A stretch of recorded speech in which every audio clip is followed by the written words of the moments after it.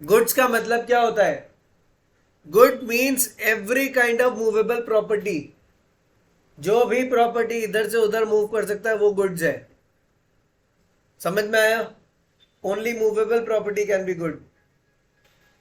Other than actionable claims and money. Actionable claims और money goods नहीं हो सकता, जबकि मनी कैश मूवेबल है या नहीं है?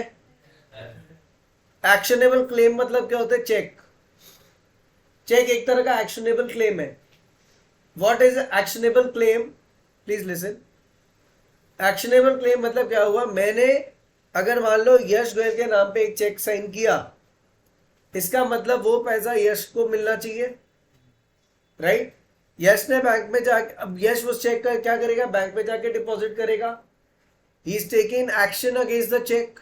एक्शनेबल एक्शन क्या दे रहा है? वो जाके वो कहां पे जमा दे रहा है? बैंक में जमा दे रहा है। ये उसका एक्शन है। And he is claiming the bank कि ये पैसा मेरे को दो, क्योंकि इस चेक पे मेरा नाम है, इसका मतलब ये पैसा मुझे मिलना चाहिए। This is the claim. Claim मतलब क्या होता है? कोई भी चीज को बोलना कि ये मेरा है, वो क्लेम होता है, राइट? तो आप कोई भी चीज को अगर एक्शन करके कोई क्लेम मांग रहे हो, चेक को लेके गया, बैंक में डिपॉजिट किया, बैंक को बोला ये पैसा मेरे खाते में डाल दो, दिस इज एक्शनेबल क्लेम। तो एक्शनेबल क्लेम कभी भी गुड्स नहीं हो सकता, मनी कभी भी गुड्स नहीं हो सकता।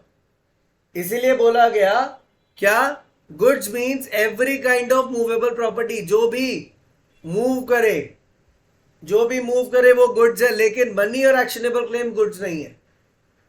यहां तक clear?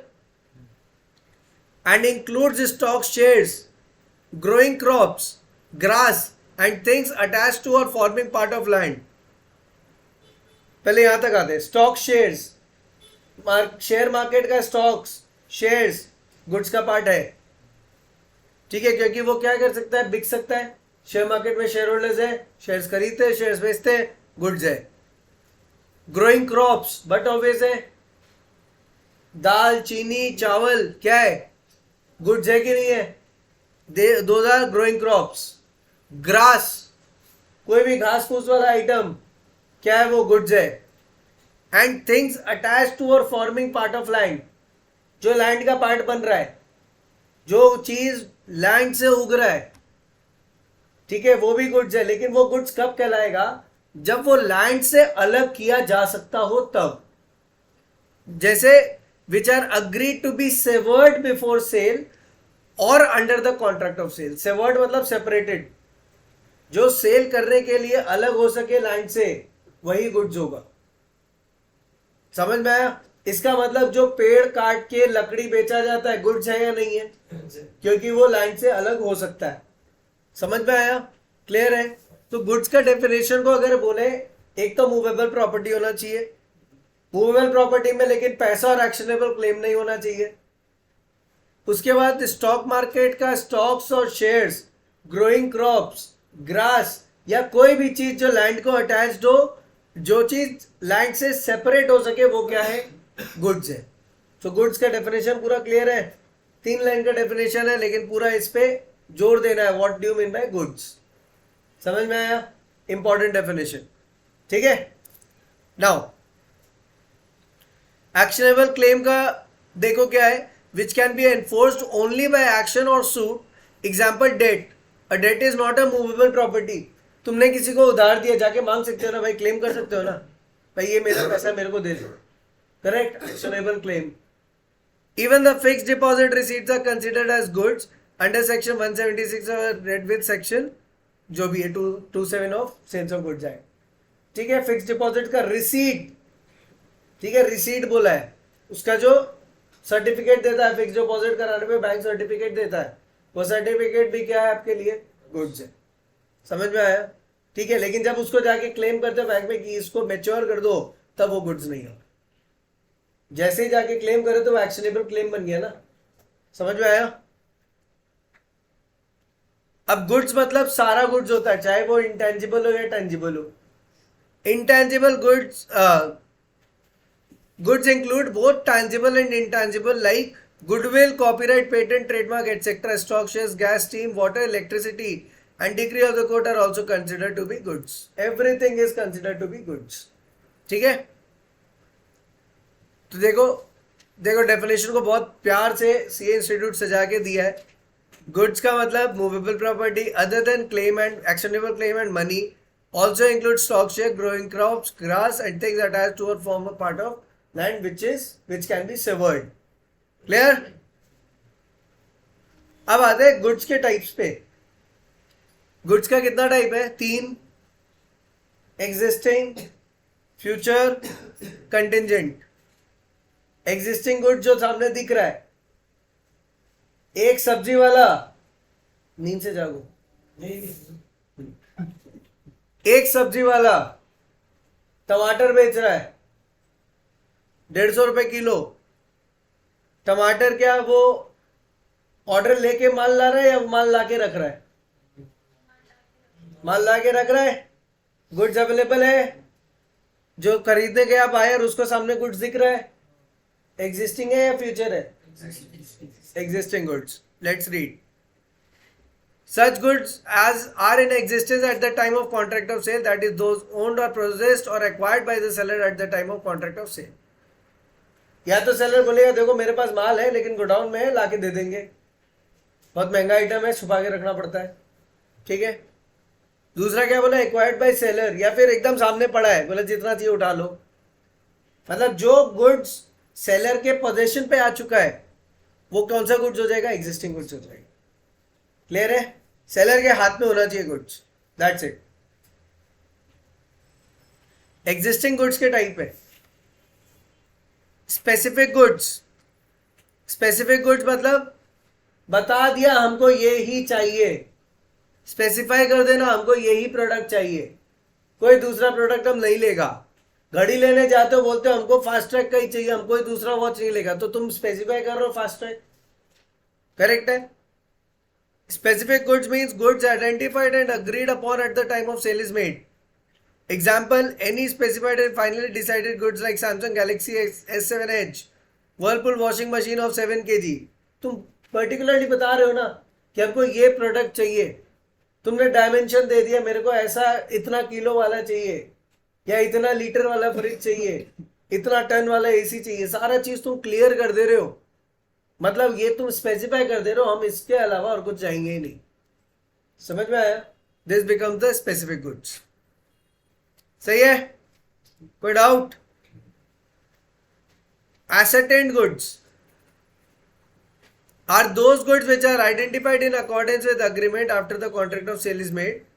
This term is not defined in the act but is judicially interpreted. In actual practice, term ascertained is used in the same sense as specific good. When from a lot or out of large quantity of unascertained goods, the number of quantity contracted for is identified. Such identified are ascertained goods. बहुत confusion है, right? इतना बड़ा definition confusion है, इसको बहुत ही easy कर देते हैं अपने. ठीक है, ये example भी लिख लेना, पहले समझाने दो. तुम एक सब्जी वाले के पास गए, ठीक है, सब्जी वाले के पास आलू पड़ा है, वो एक बोरा आलू 50 किलो का खोल के रखा है. ठीक है, तुमको उसमें से 2 किलो छांटना है,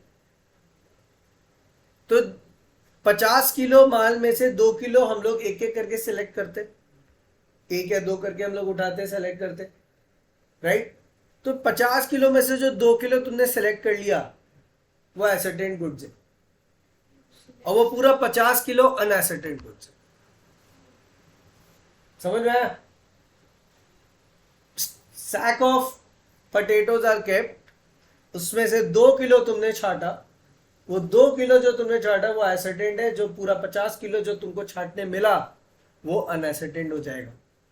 वापिस से पढ़ते हैं third last line of ascertained goods का. ठीक है, व्हेन फ्रॉम अ लॉट और out of large quantity of unascertained goods, ठीक है, the number of quantity contracted 2 kilo was for is identified, such identified goods are ascertained goods. समझ में आ गया? Clear हुआ एग्जाम्पल?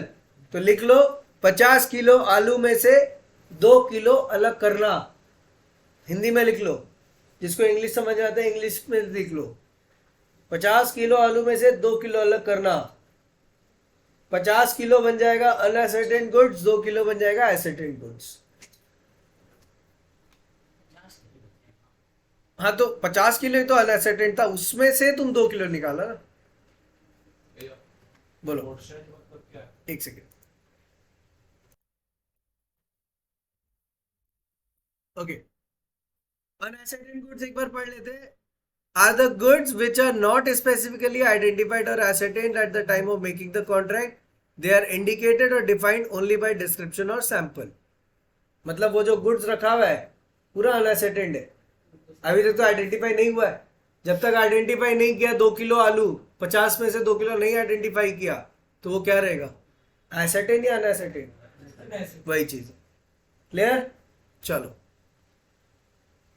अब आते हैं अपने फ्यूचर गुड्स पे। Means goods to be manufactured और प्रोड्यूस्ड और acquired by the seller after making the contract of sale. बहुत बढ़िया एग्जांपल है। एक कारपेंटर को घर पे बुलाते हो और बोलते हो भैया मेरे घर में एक फर्नीचर बनाना है, फर्नीचर का डिजाइन थोड़ा सा ऐसा ऐसा होना चाहिए, वर्बली बोल दिया, या एक डिजाइन मैनुअली बना के दिखा दिया ऐसा होना चाहिए, पूरा ठीक है हो जाएगा। उसने क्या किया, कॉन्ट्रैक्ट कर लिया कि इतना रुपया लगेगा, पूरा माल मटेरियल के साथ, लेबर चार्जेस के साथ उसने कॉन्ट्रैक्ट दे दिया, 50,000 रुपये आपका लगेगा। तो तुमने कॉन्ट्रैक्ट ऑफ सेल कर लिया, क्या वो गुड्स तुम्हारे सामने है अभी, बनेगा ना, तो वो क्या हो गया, फ्यूचर गुड्स। समझ में आ गया? Furniture making for home is future goods. आज के डेट में इंटीरियर डिजाइनर्स जो चीज भी फाइनल करते हैं कि आपके घर में इधर में ये लगाएंगे, उधर में ये लगाएंगे, ऐसा ऐसा ऐसा ऐसा, जो वो लोग बोलते हैं वो पूरा फ्यूचर गुड्स है। क्योंकि वो जो बोल रहे तुमको अच्छा लग रहा है, वो बनेगा उसके बाद क्या लगेगा वो पता नहीं, वो फ्यूचर गुड्स है। समझ में आया? क्लियर है? 1000 quintals of potatoes to be grown on his field is not illegal, but obvious है एक एक खेत में 1000 क्विंटल क्या ग्रो करना है, potato. Though the actual sale of future goods is not possible, this is an example of agreement to sell. अभी तो एक्चुअल सेल नहीं हो रहा है, 1000 क्विंटल बोला है कि ग्रो कर लेगा, नहीं हुआ तो कारपेंटर बोल दिया 50,000 रुपये लगे, तो तुम क्या उसको 50,000 एक बार में दे देते हो? तुम दोगे 10,000 और 10,000, ऐसे करते करते 40,000 तक दोगे। उसके बाद काम जब तक कंप्लीट नहीं होगा तब तक तो रुपया देंगे नहीं हम लोग। रुपया काम कंप्लीट होने के बाद लगा कि हाँ वो अगर पूरा मैच करता है तब तो उसको देंगे, नहीं तो नहीं देंगे, या उसका पैसा काटेंगे, राइट? वही तो होता है। तो वही चीज फ्यूचर गुड्स है, बोल सकते हो। इवेंट केस में भी, इवेंट मैनेजमेंट के केस में भी सेम चीज है। काम कर लिए, एक बार में पैसा मिलेगा नहीं जब तक काम कंप्लीट नहीं होगा। काम कंप्लीट होने के बाद list of not done work आएगा, तुम ये बोला था ये तो दिया नहीं, ये बोला था ये तो दिया नहीं, 10 तो लिस्ट आएगा, उसको अपने क्या, उसमें क्या करेगा, पैसा काट देगा। वो भी क्या है, फ्यूचर गुड्स जैसा ही। लेकिन इवेंट्स को अपने गुड्स में नहीं ले सकते क्योंकि वहां पे सर्विस आ जाता है, और ये सेल्स ऑफ गुड्स एक्ट है, नॉट सर्विसेज एक्ट। ठीक है? Next, contingent goods. कंटिंजेंट मतलब प्रोबेबिलिटी, कंटिंजेंट मतलब which is not sure, contingent liability, contingent contract, unit number 6 of Indian contract act. अब आ जाओ कंटिंजेंट गुड्स। यहाँ पे क्या होता है, the acquisition of which by seller depends upon uncertain contingencies are called contingent goods, also operates as an agreement to sell and not a sale, so as far as the question of passing of property to buyer is concerned. In other words, like future goods, in case of contingent goods also, property does not pass to buyer at the time of making the contract. Future goods में भी क्या होता है, property तुरंत पास नहीं होता ना। जब तक गुड्स ना मिले तब तक तो गुड्स बनेगा नहीं, तब तक मिलेगा कैसे? सेम चीज कंटिंजेंट गुड्स, जब बनेगा नहीं तब तक दे कैसे? कंटिंजेंट यहाँ पे क्या है, गुड्स बन पाएगा या नहीं बन पाएगा, वो कंटिंजेंट है। एग्जाम्पल, आलू वाला एग्जाम्पल लेते हैं। ए ने बोला ठीक है हम अपने फील्ड में आलू ग्रो कर लेगा 1000 क्विंटल, लेकिन बहुत जोर बारिश आ गया, बाढ़ आ गया, उसका पूरा खेत खराब हो गया, तो अब क्या वो 1000 क्विंटल दे पाएगा? मतलब बारिश आना कंटिंजेंट है, बारिश आना तो श्योरिटी नहीं है, वो भी अनसर्टेन है। अनसर्टेन इवेंट जो अकर हो गया उसके कारण गुड्स अब पॉसिबल नहीं है, तो वहां पे कॉन्ट्रैक्ट नहीं हो पाएगा। तो वही चीज कंटीजेंट गुड्स है। समझ में आया?